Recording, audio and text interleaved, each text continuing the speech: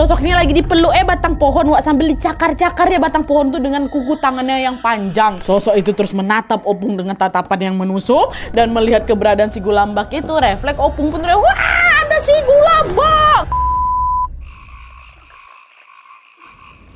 Hai, wassalamualaikum warahmatullahi wabarakatuh. Terima kasih sudah klik video ini. Sebagaimana agenda rutin malam Jumat, malam ini aku datang lagi menemani kalian dengan menceritakan satu kisah horor Wawa part 248 Wak. Buat kalian yang nggak mau ketinggalan kisah horor lainnya, bisa langsung cek aja ke playlist, ada part 1 sampai part sekarang ya. Nah, di cerita KHW part 248 ini Wak mengingatkan aku pada teori hutang piutang.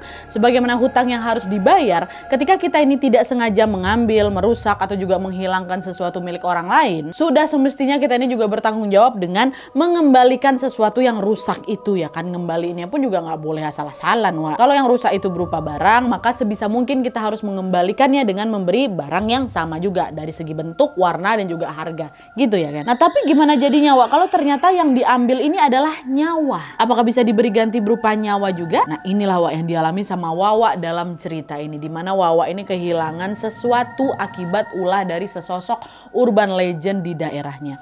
Dan epicnya Wak, sosok itu tuh juga sempat datang lagi untuk mengembalikan sesuatu yang udah diambil dari Wawa ini. Nah, penasaran gimana kisahnya? Jadi tanpa berlama-lama kita langsung masuk aja ke apanya. Check it out.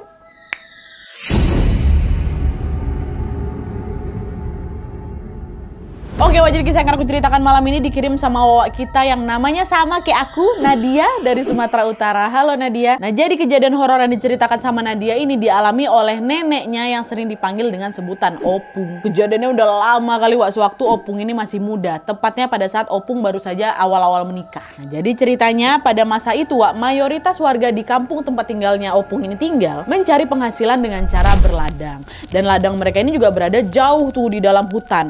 Dan karena pekerjaan di ladang ini sering sekali menghabiskan waktu sampai berhari-hari, para warga-warga yang sering bekerja di sana pun membangun pondokan-pondokan kecil di dekat ladang sebagai tempat mereka untuk beristirahat dan juga menginap.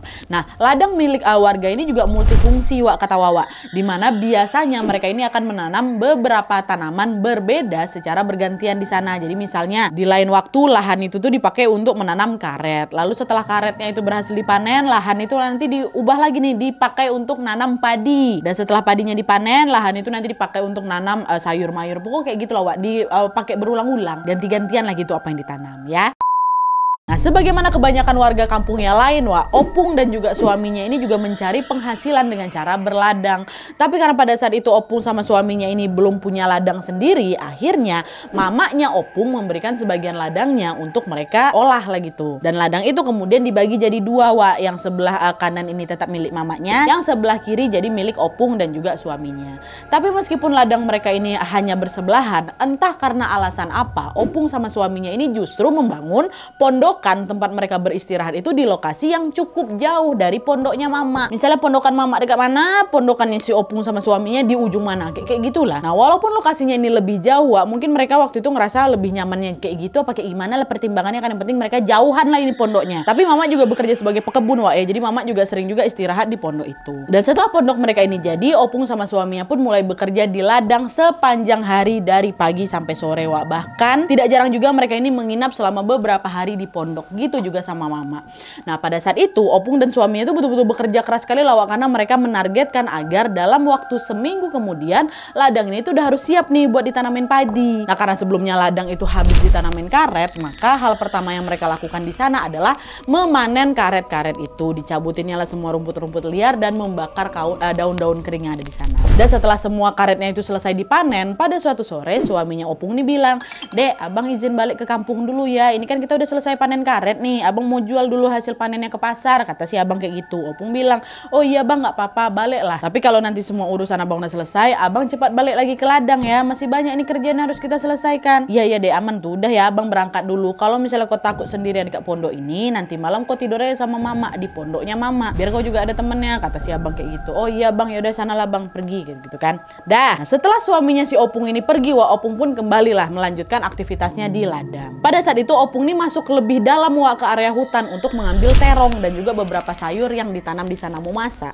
Sebenarnya pada saat itu juga langit masih terang Wak, tapi karena pohon-pohon yang ada di hutan itu sangat lebat dan juga tinggi, alhasil cahaya matahari pun agak susah menembus tuh ke sana. Jadi suasananya agak remang-remang lah gitu. Dan untuk meramaikan suasana di sana supaya nggak sepi-sepi kali, Opung ini pun ngambil terong itu sambil bersiul-siul. Terus hanya selang beberapa detik setelah Opung bersiul itu Wak, tiba-tiba terdengar ada suara orang. Ada suara orang yang lagi ngebalas siulannya si Opung. Jadi kalau misalnya Opung siul, orang itu pun juga ikutan siul. Kalau Opung diam, diam juga dia. Awalnya Opung pikir ya itu cuma kebetulan aja. Mungkin suara siulan itu berasal dari warga-warga kampung juga yang juga lagi berladang di sana kan. Soalnya kebanyakan ladang milik warga kan juga ada di dalam hutan kan. Jadi Opung pikir oh itu mungkin orang itu gitu kan.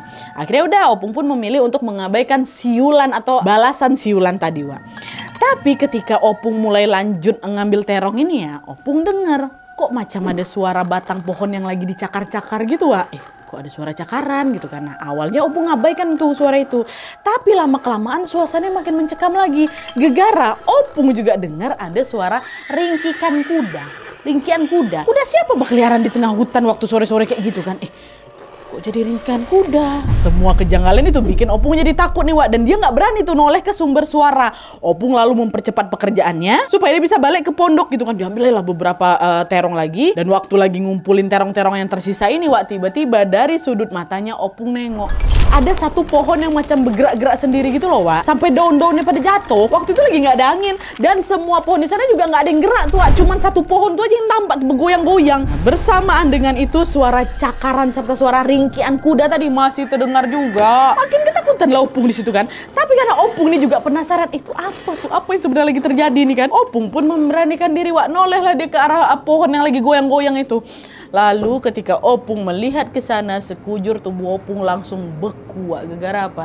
Opung melihat ada sesosok mengerikan yang oleh warga sekitar disebut sebagai si Gulambak. Nah jadi apa itu si Gulambak Nadia?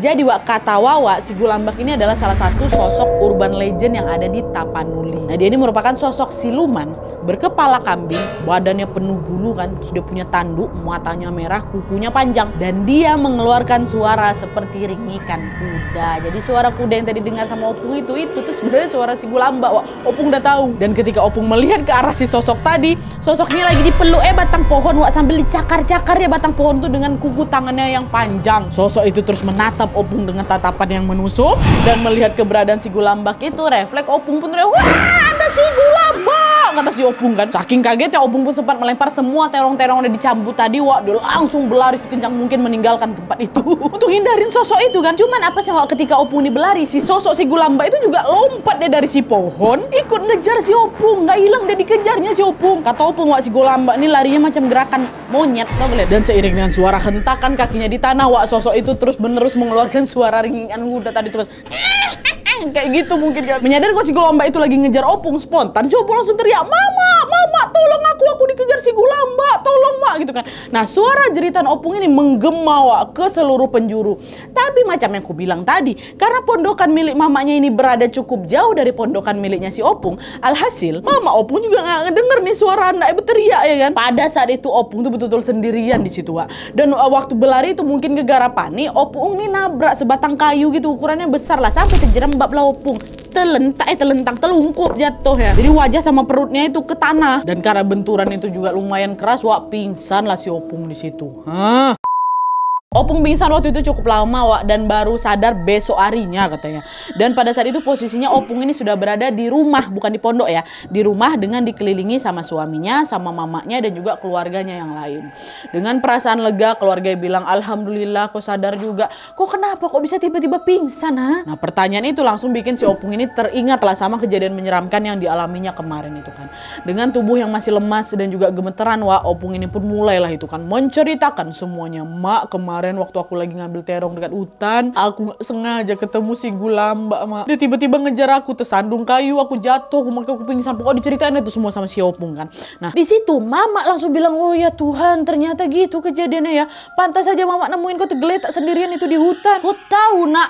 Sekarang gantian Mama nih yang cerita Wak. Jadi ini dari POV-nya Mama ya. Jadi ternyata kemarin waktu Opung itu diteror sama si sosok si Gulambak itu, Mama ini lagi ada di sana Wak, lagi berada di ladang juga. Cuman nggak tahu nih kalau anak dikejar dari Sigulambak kan jauh tempat mereka kan, pondokan mereka. Cuman mama waktu itu nginap di pondok. Nah pada malam harinya ketika langit itu sudah gelap, wak, mama ini masuklah ke dalam pondok ya kan. Dia bersiap-siap buat makan malam tuh. Tapi belum sempat makan, tiba-tiba mama dengar ada suara perempuan, wak, lagi nangis di luar pondoknya. Karena penasaran, mama pun langsunglah itu kan keluar juga buat memeriksa keadaan sekitar. Mama mengalihkan pandangannya ke sana kemari kan, nyari nih siapa suara si cewek ini nangis ya kan. Sampai akhirnya pandangan mama tertuju, wak, ke arah seorang perempuan berambut panjang lagi berdiri beberapa meter gitu dari pandangannya si mama, dari pondoknya si mama kan. Dan perempuan itu ngadap belakang. Jadi mama nggak tahu nih siapa perempuan itu, orang nggak bisa tengok mukanya kan. Tapi meskipun nggak bisa melihat wajahnya, wak, mama ini yakin kalau suara tangisan tadi yang dia dengar tadi memang berasal dari si perempuan itu. Nah karena takut terjadi sama si perempuan tadi, wak, mama pun diambillah lampu teplok. Dia berjalan lah itu ngampirin si perempuan ini. Nah tapi ketika cahaya dari lampu teploknya itu mengenai si perempuan itu, wak, tiba-tiba si perempuan ini menghilang entah kemana. Nggak ada. Kok hilang perempuan tadi? Kemana dia pergi? Nah keadaan itulah yang bikin mama ini udah mulai takut tuh, wak. Karena penasaran, mama pun akhirnya tetap itu berjalan menghampiri titik di mana perempuan itu berdiri tadi. Nah di lokasi itu bukan perempuan tadi yang dia lihat, wak. Mama malah melihat ada satu buah labu. Udah pecah, wak, labunya. Terus bijinya udah nggak ada, jadi cuma tersisa buahnya aja. Di situ mama bingung kan, dari mana asal labu ini? Aku nggak pernah nanam labu lah di ladangku. Nah di sini perasaan mama udah mulai nggak enak tuh, wak. Dia langsung ingat sama anaknya, sama Opung. Dan untuk memastikan Opung tuh nggak kenapa-napa, pada saat itu juga lah mama ini langsunglah pergi ke pondoknya Opung, walaupun jauh kan, pergi dia jalan. Nah terus di tengah perjalanan dengan diterangi sama cahaya lampu teplok yang remang-remang tadi, wak, barulah di situ mama tengok ada seorang perempuan yang kondisinya tertelungkup ngadap ke tanah.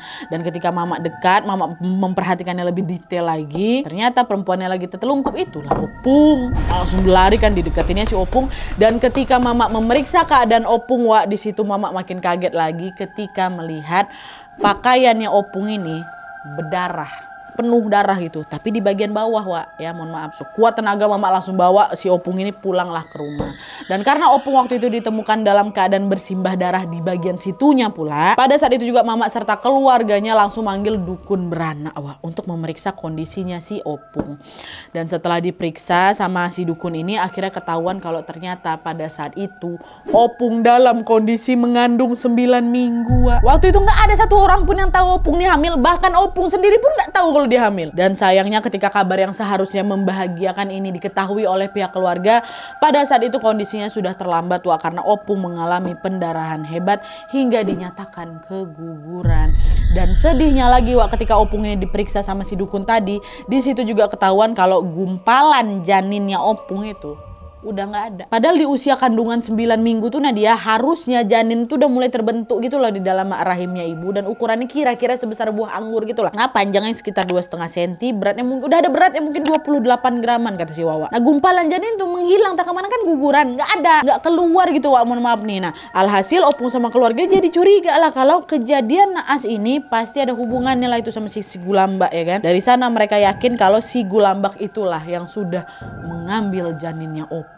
Wah, itu kata si mama. Itulah tadi itu cerita dari POV-nya mama sama POV-nya Opung ya. Nah terus, wak, selama 1 minggu setelah mengalami kejadian menyeramkan itu, Opung pun akhirnya dilarang pergi ke ladang sama mama sama suaminya juga. Dan karena pada saat itu Opung ini juga masih harus banyak istirahat setelah mengalami keguguran tadi, alhasil Opung pun ya udah nggak protes dengan larangan dari mama dan suaminya. Tapi karena Opung tuh jadi cuma tinggal sendirian di rumah dan dia tidak banyak kegiatan yang bisa dia lakukan, wak, selama seminggu itu Opung tuh lebih banyak ngabisin waktunya dengan ngelamun, wak. Di dalam lamunannya Opung ini sering sekali keingat dengan teror menyeramkan dari si sosok si Gulambak yang dilihatnya kemarin di hutan doang. Dan setiap kali melihat sosok itu, di dalam hatinya Opung ngerasa sedih, Opung marah, Opung nyesal, Opung ngebatin. Seandainya aku tahu kalau aku waktu itu aku lagi hamil, aku pasti nggak bakal mau tinggal sendirian di hutan sana. Harusnya aku ikut balik aja ke kampung sama suamiku. Kalau aku milih buat balik kampung kemarin, pasti aku nggak bakal ketemu sama si sosok si Gulambak tadi. Sekarang aku jadi kehilangan calon anak pertamaku. Dan kalau memang betulan aku diambil sama si Gulambak itu, demi Tuhan aku nggak ikhlas. Itu kata si Opung dalam hatinya. Nah ucapan kekesalan itu sebenarnya cuman Opung sampaikan di dalam hati aja, wak. Opung nggak pernah mengungkapkan perasaan sedih atau kesalnya tadi atau sumpah dia tadi tuh di hadapan suami ataupun keluarga yang lain. Tapi meski hanya diucapkan di dalam hati, ternyata ada seseorang yang mengetahui isi hatinya Opung, wak. Dia tahu kalau Opung ini masih marah dan nggak ikhlas anaknya tuh hilang. Siapa dia? Itulah si sosok si Gulamba yang kemarin neror Opung tuh. Dia tahu, entah gimana caranya sosok si Gulamba itu mengetahui isi hatinya si Opung ya. Dan sejak Opung sering berucap bahwa dia nih nggak ikhlas anaknya itu diambil sama si Gulamba itu, tiba-tiba teror yang mengerikan itu muncul lagi menghantui si Opung setelah Opung ngebatin kayak gitu. Jadi ceritanya pada suatu pagi menjelang subuh ketika langit itu masih gelap Opung ini kebangun gara-gara dia haus. Nah terus Opung ini ngambil lah air minum ya kan. Nah waktu lagi ngambil ini tiba-tiba Opung dengar ada orang yang lagi ngetok pintu rumahnya 3 kali. Tok tok tok katanya gitu. Opung ngebatin, siapa yang datang bertamu sepagi ini? Awalnya Opung pikir dia salah dengar mungkin itu suara ketukan dari tetangga sebelah lah gitu kan. Tapi ketika Opung mencoba ngabaikan suara tadi, di situ Opung malah dengar macam ada sesuatu yang lagi diseret gitu loh bolak-balik di depan pintu rumahnya kayak gitu terus. Dan bersamaan dengan itu pintu rumahnya ini kembali lagi diketok 3 kali.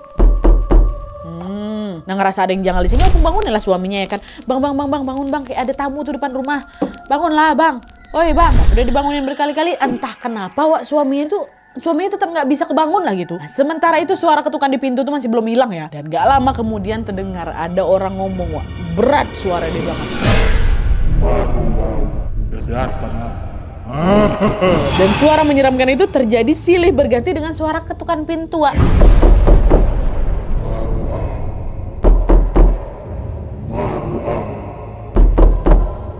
Datang. Itu terus berkali-kali gitu. Hal itulah yang membuat Opung sadar bahwa siapapun yang sedang berbicara di depan pintu rumahnya sambil ngetok-ngetok pintunya itu pasti dia bukan manusia. Bukan. Makin ketakutan lagi di situ kan. Di situ Opung cuma bisa terdiam sambil menunggu suara-suara itu hilang Terus kurang lebih 20 menit kemudian itu masih 20 menit itu masih dia tok-tok-tok maru au aja kan. Teror menyeramkan itu akhirnya berakhir setelah 20 menit. Lalu ketika langit sudah mulai terang nih, Opung pun beranikan diri lah buka pintu depan rumahnya kan. Dan pada saat pintu dibuka betapa terkejutnya Opung ketika dia melihat ada segumpal jantung rusa yang diletakkan tepat depan pintunya si Opung. Di situ feeling Opung udah langsung gak enak. Yang tadi pagi datang ngetok-ngetok rumah pintu aku nih, pasti si sosok si Gulamba itu langsung kayak gitu kata si Opung Dan teror yang sama juga terjadi berulang-ulang kali selama 1 minggu Nadia selama 7 hari. Dimana setiap kali menjelang subuh nih pasti ada yang ngetok pintu rumah Opung aku 3 kali, diikuti juga dengan suara moru au tadi itu udah datang aku kayak gitu. Dan sama seperti kemarin teror itu juga berlangsung selama kurang lebih 20 menit baru berhenti. Habis itu pagi baru Opung buka pintu lagi. Dan di hari kedua ini tepat ketika pintu terbuka, lagi-lagi Opung mendapatkan kejutan baru yang dibawa sama si sosok si Gulamba itu. Kalau di hari pertama kemarin sosok itu bawa apa? Jantung rusa ya kan. Di hari kedua sosok itu bawa isi perut rusa. Hari ketiga kayak gitu lagi Udah menjelang subuh diketok moru au lagi 20 menit. Opung keluar di hari ketiga kaki rusa. Di hari keempat ekor rusa. Di hari kelima daging rusa yang ada depan pintu tuh. Hari keenam kepala rusa yang udah busuk Dan di hari ketujuh nggak bawa apa-apa. Tapi meskipun di hari ketujuh itu dia tidak ngebawa apa-apa pagi itu sosok si Gulambak ini datang dengan membawa pesan baru. Jika biasanya dia hanya mengetuk pintu sambil bilang maro au yang berarti udah datang aku katanya kan. Kali ini di hari ketujuh sosok ini bilang apa? Katanya artinya inilah gantinya, aku kembalikan semua yang udah aku ambil itu. Kata sosok tuh kayak gitu ya Allah. Nah, semua teror dari sosok si Gulambak itu membuat Opung ketakutan tentunya dan makin sering lagi ngelamun Alhasil suaminya, mamanya dan keluarga yang lain pun jadi ikutan khawatir. Kenapa si Opung ini ngelamun turun kan? Terus akhirnya mereka pun berinisiatif membawa Opung berobat ke orang pintar. Dan di sana Opung pun menceritakan semua kejadian menyeramkan yang sudah menerornya selama 7 hari belakangan ini. Dan setelah Opung menyelesaikan ceritanya, orang pintar itu bilang, dari yang aku lihat sosok si Gulamba itu memang ngincar kau karena dia tahu kamu lagi hamil muda. Dan pada saat kamu jatuh dan juga keguguran, sosok si Gulambak itu juga lah yang sudah ngambil janin kamu. Dan sebenarnya setelah kejadian itu dia udah gak punya urusan apa-apa lagi sama kamu. Tapi ternyata dia tahu kalau kamu tuh masih marah dan kamu gak ikhlas anak kamu diambil sama dia. Itulah kenapa dia datang ke rumahmu untuk membawakan ganti atas apa yang sudah dia ambil darimu. Ya, dia kan ngambilnya janin dan sebagian dia ngasihnya rusa, Wak. Dan untuk menghentikan teror dari sosok si Gulambak itu, orang pintar ini pun meminta Opung untuk membersihkan diri dengan cara mandi dari 7 mata air berbeda dan memakan labu kukus beserta sama biji-biji. Dan setelah itu Opung ini juga diminta untuk mengikhlaskan kepergian janinnya, Wak. Meskipun awalnya berat, perlahan-lahan Opung pun mulai sudah bisa ikhlas. Dan setelah Opung ini menjalankan semua saran dari si orang pintar itu, sosok si Gulambak itu pun akhirnya tidak pernah datang lagi meneror Opung, Wak. Betulan hilang setelah tadi itu. Oke, Wak, jadi itu tadi kisah horor yang dialami sama Opungnya Nadia. Aduh, gimana menurut kalian, Wak? Bagian mana yang paling seram? Ya Allah, menurut aku semuanya seram. Apalagi pas sosok itu datang selama 7 hari berturut-turut ketok pintu buat ngasih ganti atas apa yang sudah diambil dari Opung. Mungkin sosok itu juga ngerasa bersalah kali, Wak, ya. Tapi tetap aja lah, we, gak ada sesuatu yang bernilai sama dengan anak. Namanya juga baru kehilangan calon anak kan, Wak. Walaupun udah diganti dengan apapun, pasti akan sangat sulit mengobati rasa sakitnya Opung. Semoga kejadian yang menimpa Opung ini tidak pernah terulang lagi, dan semoga sosok si Gulambak itu nggak pernah meneror siapapun lagi yang ada dimanapun lah. Tapi bisa juga dia orang nih ngerasa bersalah, Wak, ya. Bisa ya diganti sama rusa, ya Allah. Kalau kalian gimana, Wak? Mungkin juga diantara kalian ada yang punya pengalaman menyeramkan berkaitan sama si Gulambak. Jangan lupa komen di kolom komentar di bawah buat Wak Tapanuli yang akan ceritakan apa yang kalian tahu soal si Gulambak di kolom di bawah. Oke, Wak, jadi sekian dulu videonya. Terima kasih banyak yang sudah menonton. Kalau kalian suka video ini, klik like-nya. Jangan lupa komen di bawah untuk ide dan saran-saran untuk video selanjutnya. Jangan lupa nyalain notifikasinya supaya kalian tahu kalau aku upload video baru. And as always, jangan lupa untuk klik tombol subscribe supaya kalian sama-sama tahu informasi menarik dan menegangkan dari channel aku. See you next video, Wak. Bye.